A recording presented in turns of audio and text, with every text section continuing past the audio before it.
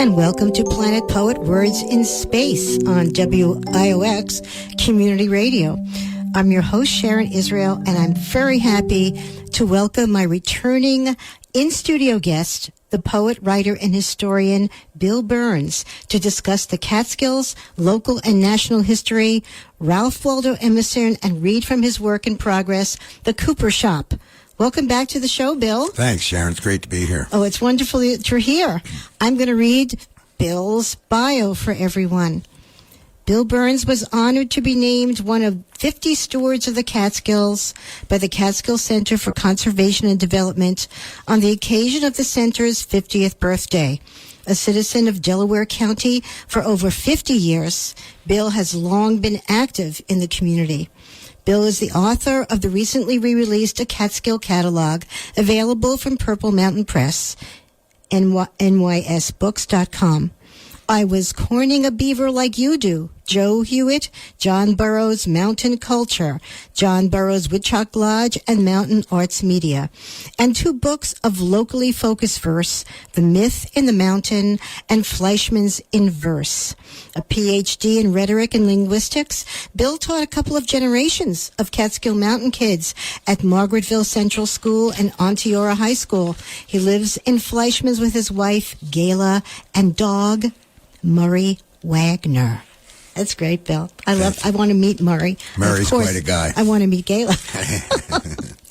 Bill, you are a historian, and you have such interesting takes on history. And one of the things that you give most importance is to the sense of place. And could you talk about that and history and your place in it? Yeah, I grew up in what I like to call the high suburbs of post-World War II New York. I grew up in New Rochelle in Westchester County. And it was a place that seemed to have no past, in the sense that there was a past because 2 doors down was this old man, Mr. Disbrow, whose father, who was a Livingston Disbrow was his name, had sold the farm to the Waikagill Country Club. So Mr. Disbrow represented the past, but he was very much out of the norm of people. He was a guy who dressed old-fashioned, who did old-fashioned things, drove a 1926 Studebaker. Whereas New Rochelle was a place where people came to live while they were working in New York City and then would leave. I came to the Catskills, and the Catskills is a place that's rich in past. In fact, the past is so rich that it oftentimes seems like the present. The book I Cornered a Beaver Like You Do, which I did with Joe Hewitt, who's a wonderful guy and the person who knows more about nature than anybody I know. What we discovered was that being born in 1937 in the Denver Valley wasn't much different than being born in 1837 as John Burroughs was in the valley across the way. Things moved slowly here. And I think I've developed a real connection to this place and to a sense that the past and the present and perhaps even the future all come together in a place like this where, I read once that to live in the modern American city is to live amongst architecture. Well, to live in the Catskills is to live amongst nature. And that's quite a difference, and that creates a real different sense of, for me at least, of the time of that space we're in. I hope that makes sense. Yeah, nicely put. I feel that way often when I'm driving on the rural roads. I'm saying, I actually live here. It's hard to believe you live here, isn't it, sometimes? Yeah, it is. And I just feel part of it. I know this sounds a little cliche, but it's absolutely true. Bill, would you start us off with a poem of yours? Sure. One of the things that's happened in the last decade or so here in the Catskills is a real upgrade in terms of the kinds of things that are available to us. So, for example, when I was teaching school, my friends and I would, on a Friday afternoon, would go up to my friend Tom's house to have a cappuccino. You couldn't get a cappuccino, an espresso, any kind of a fancy coffee drink in any of the Catskill Mountain towns. Today, you can get an espresso in Roxbury and Andes and Fleischmanns and Margaretville. I mean, we have had this opening to the metropolitan world, I think is the way I'll put it. And that's been of great benefit. A lot of wonderful people have come to join our community, but it's also created a sense where I think it overshadows where we are sometimes. Sometimes it feels like gentrification, and nobody wants to be gentrified. Mm-hmm. So I like to submit to the little newspaper that is put out up in Andes called State of the Art. My friend Bill Duke is the production manager. He always lets me know what the theme is for the week, and I always like to put a little poem in there.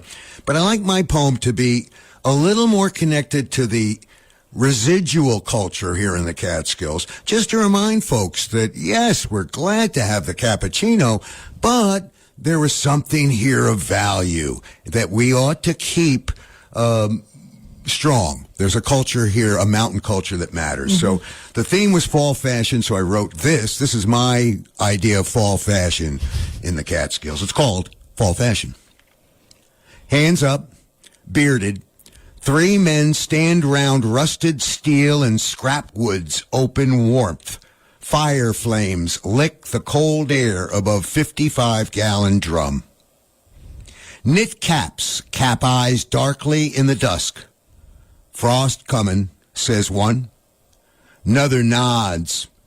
Straight ahead stares the third man, smiling. Fall fashion, mountain style. Nice to be in Andes. That's great. Thanks.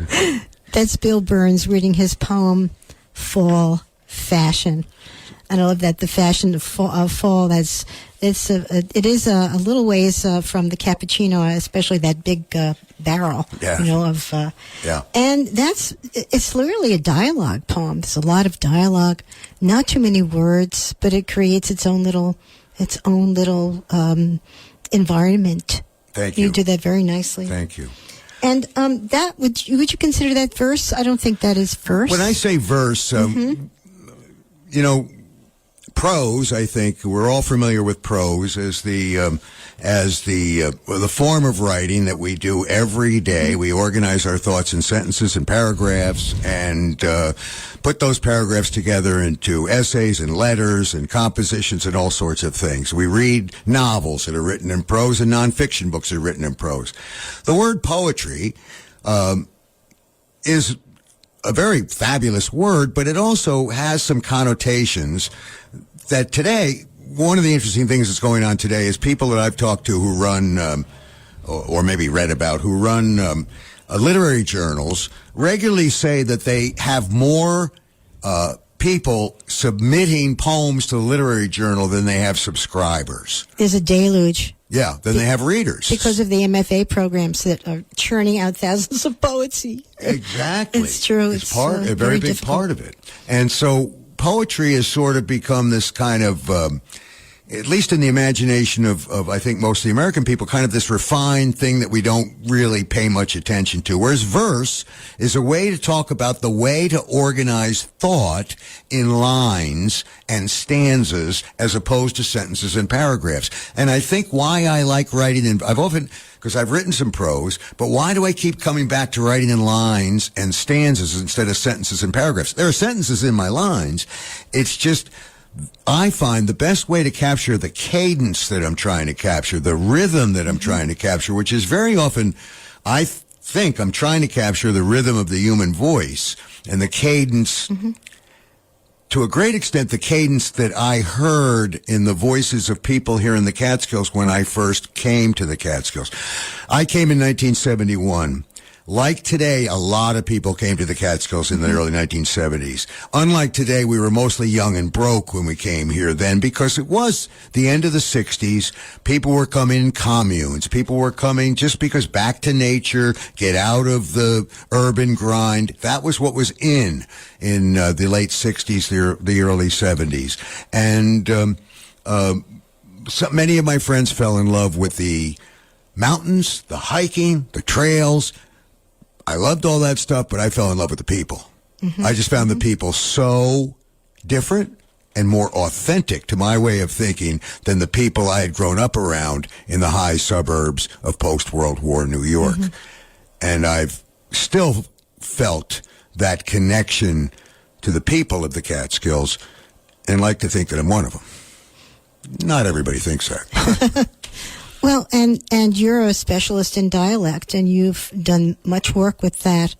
And this little poem, which was very few words, very few lines, has the dialect has its own particular cadence, which was it's compelling. Let's say that. Very compelling. This is Planet Poets, Words in Space at WIOX Community Radio. We're live and local from the Catskills, and I'm Sharon Israel, your host. And joining me, as you can hear, is poet, writer, and historian Bill Birns. And I like what you said about verse versus poetry, and I do think poetry. People are afraid of poetry. Yes. People who don't write or don't read it say, "I don't." Poetry is supposed to be very visceral and very specific, and as a friend of mine says, specificity beyond reason. Yeah. To really go into the object, or into the place, or into the dialogue, and it's not meant to be intellectual to solve problems. It's experiential. And I think that's important. Years ago, a young friend of mine and former student, the late Warren Squires, was in an automobile accident that ended up taking his life. I didn't know when I came upon the automobile accident, which was crowded with people, first responders and so on, firemen. I didn't know that it was going to take his life, but it did. Tragedy. But I came back and I wrote a poem about it. And that was like taking a picture. We didn't have cameras in those. I mean, we had cameras, but we didn't have the phone in our pocket. So for me, I don't know where that poem is, to tell you the truth. I'll find it somewhere. But to write down just a snapshot in words of what I saw and felt at that juncture was important to me. And I think that speaks to what you're saying about capturing the visceral moment. Yes, and the snapshot, which is descriptive, captures the emotional quality of the moment, too, also. Yes. And Bill, you talk about verses open to all, like watercolors and paints. It's democratic and inclusive. Well, I think that, we live in an era, right? When I came to the Catskills, there was music everywhere. Every bar and grill had a band. And today, it seems like the prevailing art form in our community seems to be visual art.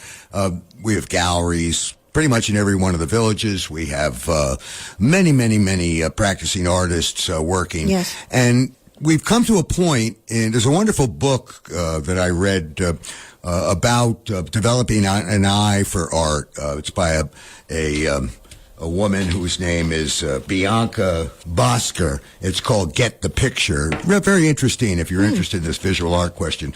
But, it seems to me that we've gotten to the point where the question of is that good, is that bad, is gone. It's art. In other words, we don't go into a gallery to make judgments. We go into a gallery to experience what's on the wall or displayed on the floor, and we can react to it. We were supposed to react to it. We're supposed to have a reaction. That's what I think ought to be free for writing, too. I think we got to get rid of you can't write and open up the world of written expression to everybody. Yes. And that's one of the reasons I think that my form, which some people might say, is that poetry? But my form is really designed to try to capture that sense of that verse poetry can be inclusive and democratic and not an elitist occupation, not something that's out of the reach of the everyday working gal. It's not supposed to. This was never meant to do that. I mean, oral poetry, Homer, I guess, all of them. Later, we're going to talk about Ralph Waldo Emerson, and Ralph Waldo Emerson, being a writer in Ralph Waldo Emerson's time, the 1830s, meant to be a poet and or an essayist, not a novelist. A novelist was a dreamer, a romancer, a respectable. That's really why John Burroughs, our own John Burroughs, our own Catskill Mountain John Burroughs, when he became a writer, he became a poet. Never particularly successful, though he wrote one great poem called Waiting, and a essayist, very successful. Not a novelist. If he was alive today, he'd probably become a novelist, because that's the chosen groovy form. Right. It is. And now creative nonfiction, memoir. Yes, creative exactly. memoir. Yes. It's also it's Yes, becoming very much so. There's a little hybridization going on there, which I don't think is a bad thing. No, you know, I don't either. And I read novels and I read memoirs and I read nonfiction. But what I think what I'm saying is that I think that the whole idea of the amateur expressing herself in verse, in poetry, ought to be open to all of us, Absolutely. just as it is with paint. I lead a writing group in the Amherst Writers and Artists Method, and everyone is an artist, and everyone can write. If you write, you're a writer. Yeah. You know, and it's hard to write, so it's hard to make time to write. Yeah. And if you write, you're a writer. I'm sure people will object to that, but it opens it up to everyone, and people discover what they can say and have other people comment positively. It's a visceral reaction. It's compelling. I read what's compelling. That's my standard for myself. What else do you have from us, Bill? Could you read another poem? Or? Yes. I used to tell my students something I heard from my professors in graduate school, which is everybody who writes is a writer. A writer is somebody who writes, and a professional is somebody who has something in the mail. Today we have to change that to has emailed in a submission. Doesn't matter whether they take it or not. All right, this is meant to be obviously local, and it starts like this. Start the friction, make the fiction, seek the truth. Soil, rocky as a quarryman's lunch. Compost every scrap, as rock piles ye heap, stone walls and fire forge, frame garden, pasture, field, oxen yoked, skid out log hut for home. Begin. Were I a native mountaineer, my ancestor, a Huguenot named DeVos, would have sought a woodlot in the mountains, fuel for River Flat Farm, cut clean. He'd have followed the creek folks would call Sopus, up and up some more till he came to the head of the thing. He'd have passed the late war's fort, Fort Shandaken, so called after the mountain trapper recalled heroically for warning farmers of Joseph Brandt's last raid. Were I a native to the mountains, old Abram DeVos pushed on beyond Creek's Head, climbed hard the mountain wall. Gooseback, he blessed it. His breath rushed, quickened by the climb, and imagination's ancestor breath caught at the wooded slopes open now before him. Here he muttered, then here he spoke, then here he shouted, no chimney in sight, hardwood, hemlock abound, mountain organic. Once ice sheets a mile thick slid slowly, singularly south, point to point, digging deep penetration in Earth's soft mud, wet 340 millennia, pregnant first shoots, sprouts of green life. Seed washes new life, ice recedes, water drip, long patient warmth. New language attends, fresh sounds, iced silence seeming always. Make of it. Make of till left behind, crushed mineral rock, conglomerate stone, perched boulder on precarious cliff, water rills, bedrock, earth crust, ice carved bare. This language, topographic truth, broken reality, landscape transgressed. Wow, Bill. What's the name of that one? That name of that one is Mountain Organic. Mountain Organic. Mm-hmm. And it's all written in first person. It's so percussive, and you have a lot of dactyl. Dot dot dot. Yes. It's wonderful, and I love the repetition and ah. It's incantorial also. Thank you. And a wild list poem. Yes. It's all those things. Yes. Terrific. Cool. A wild list poem. I like that. Oh, it is. It is. I've never heard a list poem about the landscape and the soil. And is that, did you compose that poem with a special dialect in mind? No, I really composed that poem with the idea of the materials, the natural materials that are here have a beginning which is the receding of the ice cover, right. and that one can make meaning, language, poetry, verse out of those materials.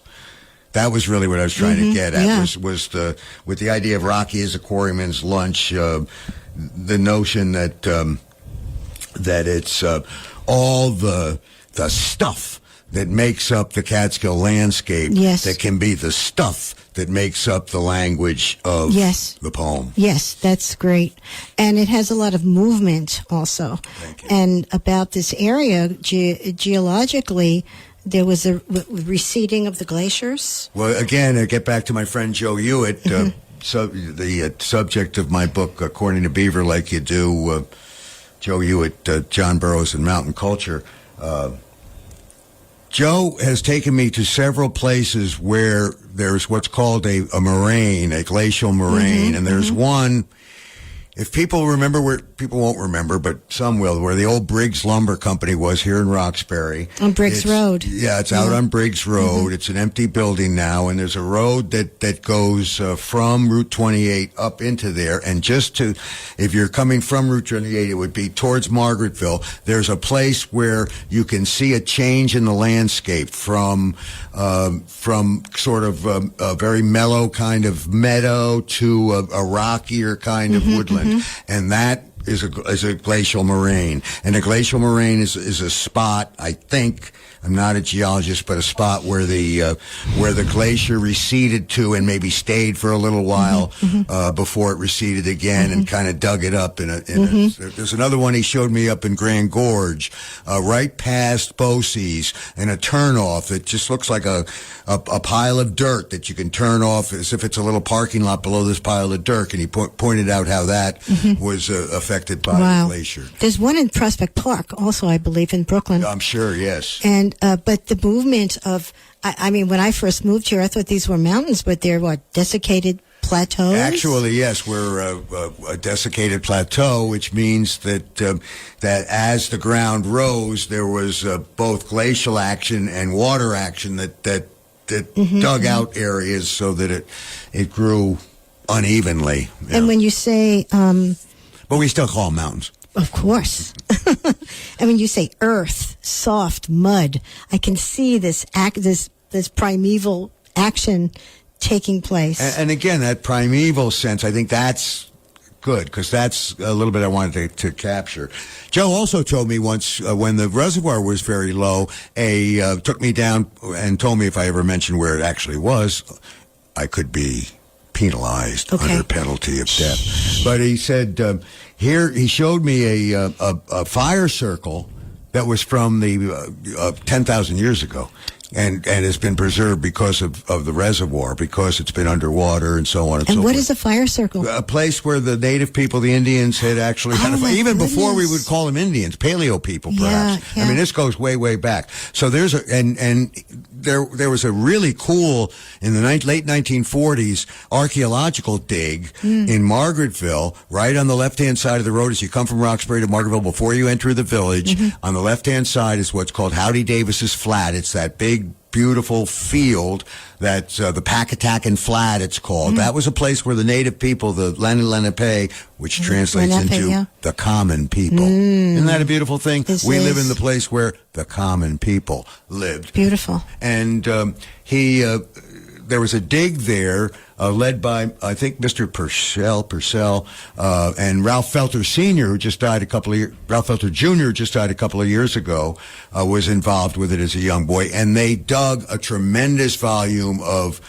points, of Indian points, knife points and arrow points, because that was a major campground for the Lenape, I always think this is a power spot. We live near the headwaters of the East Branch of the Delaware, and I understand that various native tribes that would ordinarily be maybe at odds with each other would make a pilgrimage to the headwaters and pray. I don't have all the information, but in Gilboa, which is right around Roxbury, has one of the oldest fossils in the world, 300 million years. 340 million years. This is crazy. Yeah, it's a crazy place. It's amazing, and the difference. What's also interesting is the Schoharie Creek, which is just over the mountain from Grand Gorge, and then the Schoharie Creek was under the control of the Mohawks, and the Mohawks, who were Iroquois, were very fierce warriors. And on this side, the Delaware and the Esopus, they were under the control of the Lenni Lenape, the Munsee, and they were a very peace-loving common people. So the ridge actually that runs along on the left-hand side of Route 28 when you're going down towards Kingston, that whole ridge separated and protected the Lenni Lenape people, the common people, from the Mohawks, who were a tough crowd. That's amazing. Yeah. That is incredible. You're listening to Planet Poet, Words in Space. I'm your host, Sharon Israel, and poet, writer, and historian Bill Birns joins me in the studio today, which is such a great pleasure. We have so much to talk about, Bill. I think we should jump to a recent Catcast, one of Brett Barry's Catcast podcasts you did with Leslie Sharp at the Emerson Hotel on Ralph Waldo Emerson. Yes. And just take it from there. All right, it was a wonderful thing. I was really impressed that the Emerson Hotel and Spa takes its name, the Emerson, seriously, and not just as a commercial label, and actually celebrated Ralph Waldo Emerson's birthday. And they did so with a live recording of a podcast available from Catscast, which is the award-winning podcast program that comes out of Chichester, Brett Barry, as you mentioned. And Leslie and I, and a musician, whose name escapes me, but a wonderful guy, one good musician, were the talent, so to speak. And we got a chance to talk about Ralph Waldo Emerson. And the things I tried to point out to people were a couple. One is that so many people today, I know Bill Duke puts on a show here at the radio called Spiritual Solutions, and it really speaks to the fact that so many people say, I'm not religious, but I'm spiritual. I mean, that's become a very, very common reality. And I like to make the point that Ralph Waldo Emerson, for America, invented that. Now, my good friend points out that, Ralph Waldo had read Asian texts, and he was familiar with Asian religion, and therefore he didn't invent this idea of spirituality, but he brought it to America, and he did it fundamentally in a couple of ways. One, by taking the really outrageously courageous and socially defiant job or task of leaving a very prestigious pastorate. He was the pastor of the Second Congregational or Second Church in Boston. It was a prestigious position. He was a young man. His wife died. He became a widower. There was some despair there, but he also found that he could no longer accept the idea of the Eucharist. He couldn't perform that ceremony as he was expected to, I believe, once a month in this Calvinist-based church. And so he gave his congregation a choice. You can have me as your, we would call him the dominee here in the Catskills, the pastor. You can have me as your pastor, or you can have the Eucharist, but not both, and they chose the Eucharist. They did. Yeah, so he was rejected. And out of that, he developed his transcendental ideas that said that we don't need a mediation between us and God, that the church gets in the way, according to Emerson, of that mediation. And if one wishes to approach the higher power, God, whatever you want to call that high spiritual reality, one must do it through nature, through reading, through introspection, through personal activity, not group activity. So that was developing that sense of the American individual, which is so important right down to this day. A friend of mine, a magnificent writer named Erica Tanaka, who has a place here in our Catskills, she's half Japanese, and the Japanese look down on Americans because of our individualism. You know, rather than that group community kind of thing, and it was Emerson who was the sort of the grandfather of that idea of the individual, that idea of connecting with nature in order to find the spirit that we're looking for, that idea that humanity and nature are one, and he was a pretty cool guy. It's an amazing thing but he really, I think that was new in Western civilization. It was like one step past the Lutheran Reformation. Exactly, because if you think of the Catholic Church, I grew up Catholic myself, and was. My catechism class was pre-Vatican II, so the whole idea of the mystical body that we were taught as little children, that if you mess up too much, it's better to cut off the pinky than to let the whole body die. In other words, we were part of something, the mystical body of the church, and that we better act up because we were expendable. That's the message you got from the nuns. I'm not sure they intended that. He was really coming up with something new for America. It was new, and it was an amalgam of Asian thought also. Very much so. With this incredible circle he was in. And we don't think of that as something that would be happening in the 1830s. No, 1840s. It's very early. Yeah. Very early. Yeah. I like when you said, though, that we had a little discussion before the show, that you said Emerson broke from the European manner. Could you talk about that a little bit? Yeah, I think that there was a way to think, a way to write, a way to be a literary person, a way to be literate, and that way came from Europe, largely from England. We were still, even though we had our Declaration of Independence, we had declared our independence from England. We had fought to gain that independence from, we did it with blood and toil, and yet culturally we were still kind of a stepchild. Washington Irving, Hudson River guy, very popular in London because he wrote in a manner that was very familiar to the European reader.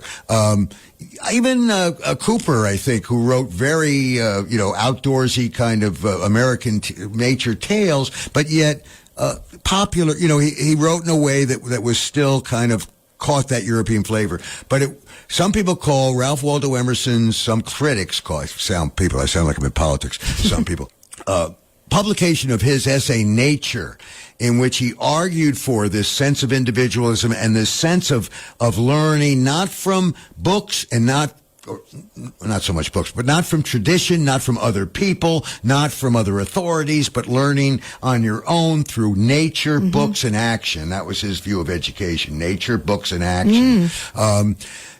That was revolutionary, and that many critics have said that's America's literary and cultural Declaration of Independence because it depended upon a natural world that just didn't exist to the same extent on the European continent. I was just going to say that. This great expanse of country, it was very different.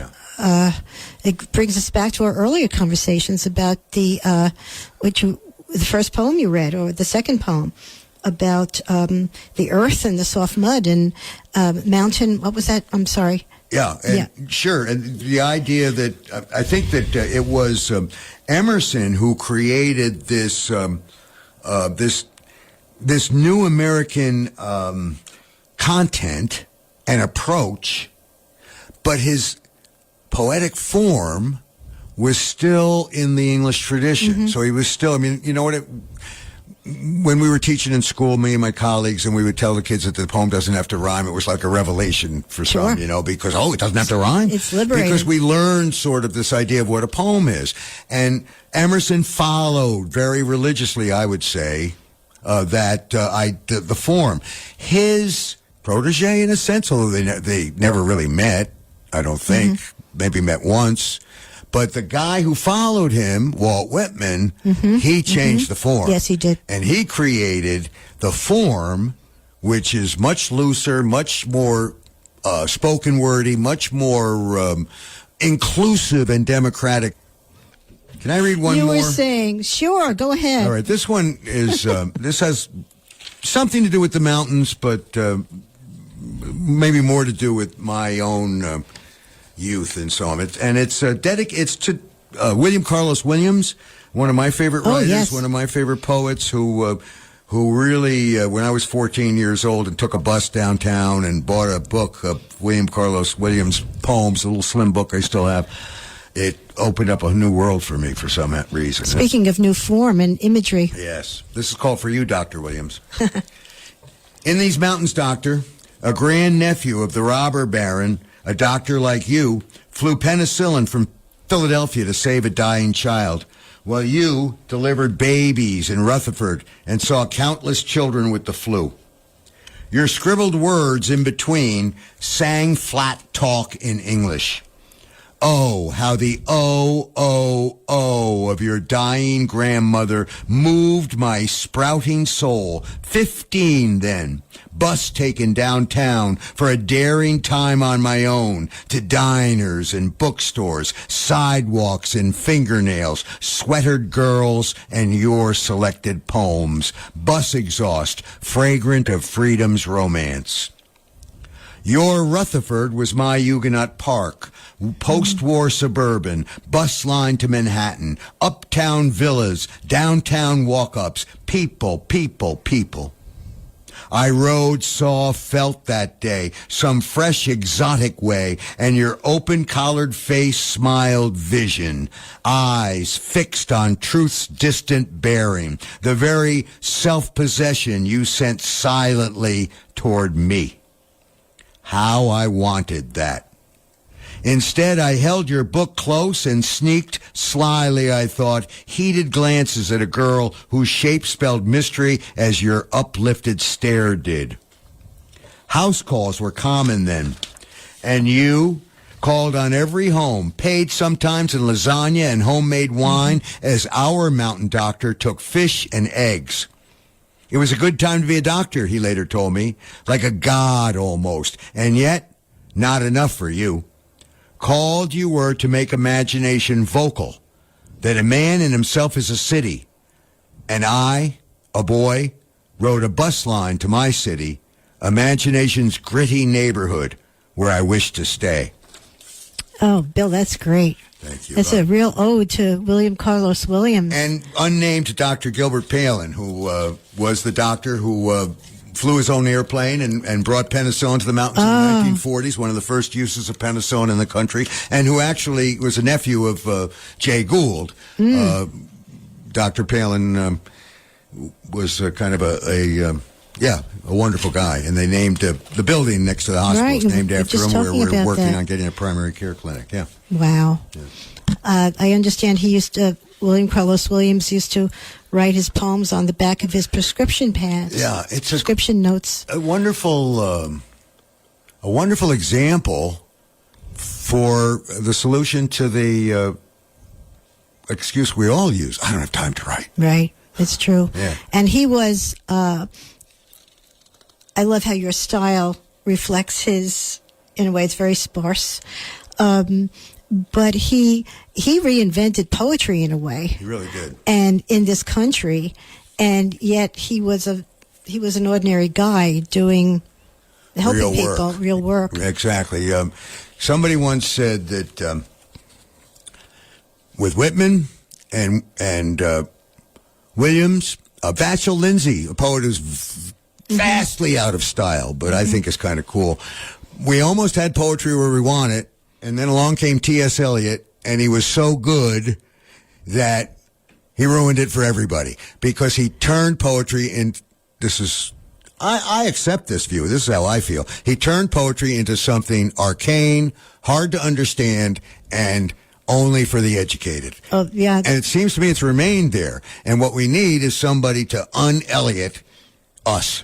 I think it's going on now because the postmodern movement is really in reaction to that. Yes. I mean, when you read an Eliot poem, let's say in the Norton Anthology, the notes are just as big, much as the poem. As much as the poem, and you go, ooh. Yes. But I mean, he has certain gorgeous beauty to his work, but it did change things and made it very academic Yes. in many ways. Yes. But yours is not, and neither is William Carlos Williams. Right.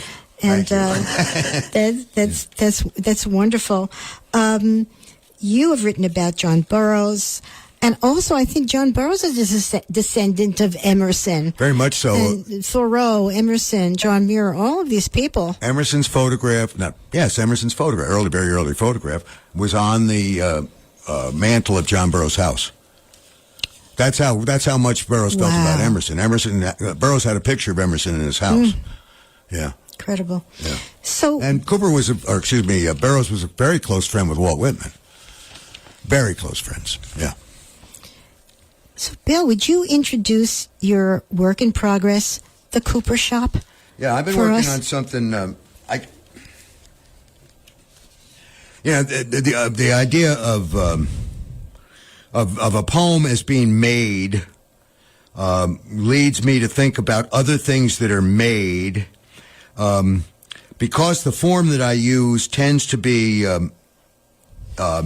outside of other stuff that are not quite what other stuff that I've seen. I tend to call what other people call a stanza a stave, and that gives me a little more flexibility in how I organize my lines by having organized in staves.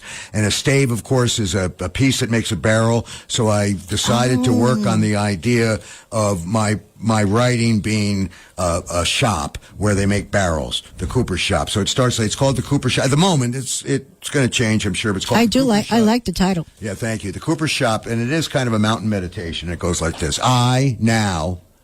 What is now, given relativity and all, but presently, as time feels to me, here, measured at 42 degrees, 1.1542 degrees latitude, and at minus 74.5220 degrees longitude at 1,587 feet altitude, seek what mathematics measures altitude, some measure of truth, not so much universal, but mine.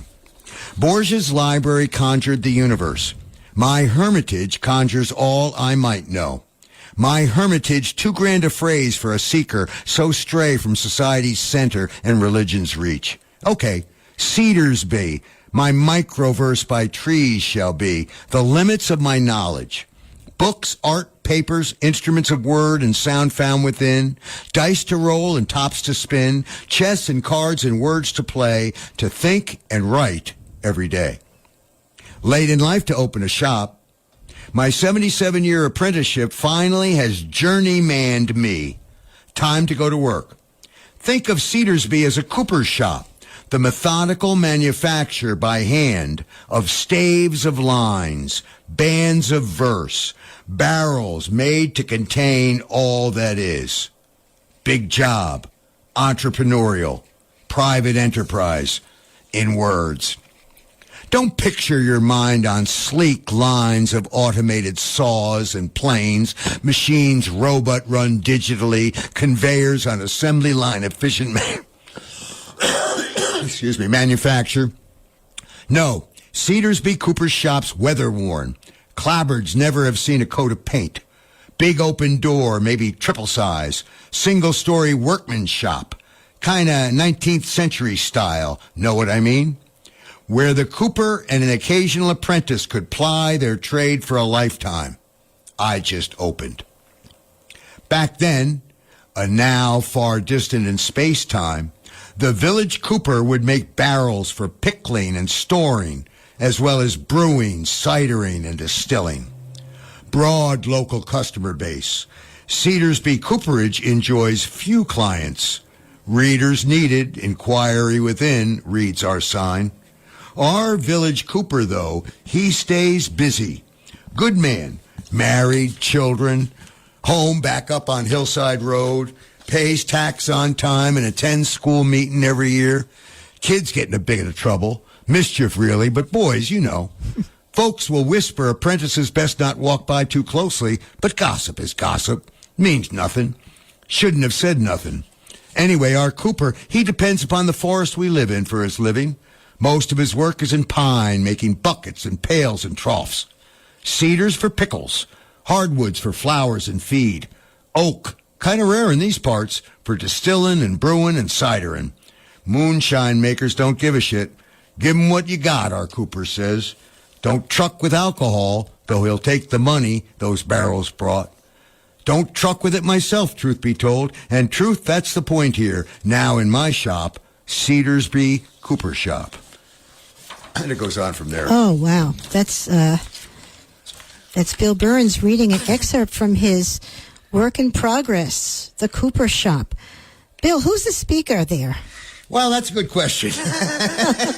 As I said, it's just beginning, and it's I'm sure it's going to change, but I get Whitman vibes. Work in progress. Yeah, you have your own voice, Bill, but I get Whitman vibes. I get Sandberg, hog butcher of the world. Maybe need a little refinement.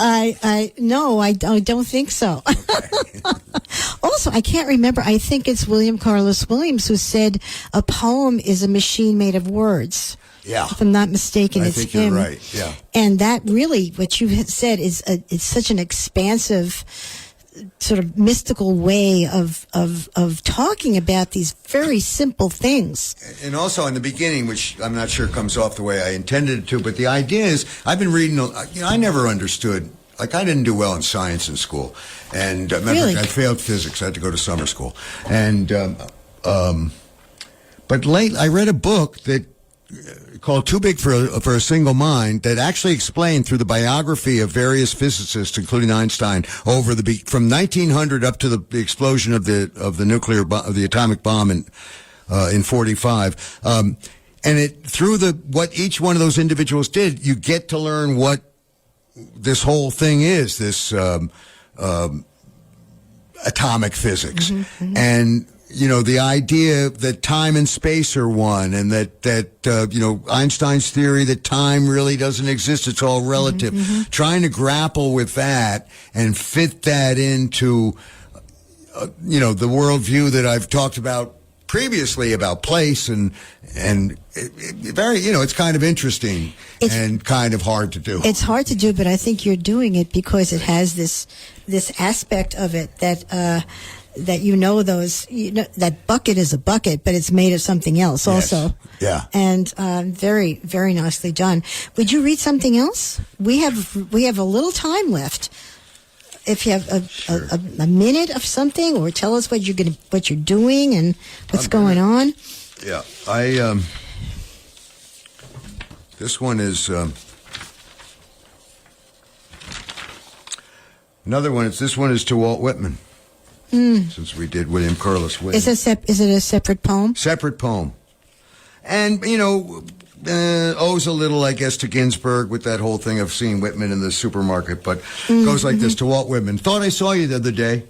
Was that you standing on the sidewalk peering into the hardware store window? Funny, huh? George Bloodgood's store's gone from there. Must be 20 years. And I'm thinking that was you looking at cross-cut saws or something. Those fur-lined hunting boots George used to sell. You'd have liked those, like that Mackinaw you wore at Burroughs' place that time. I miss you, Walt. Miss the life you breathed into verse. Not so sure it mattered what a poem was. William said old Eliot was too damn good, so we all had to make jewels.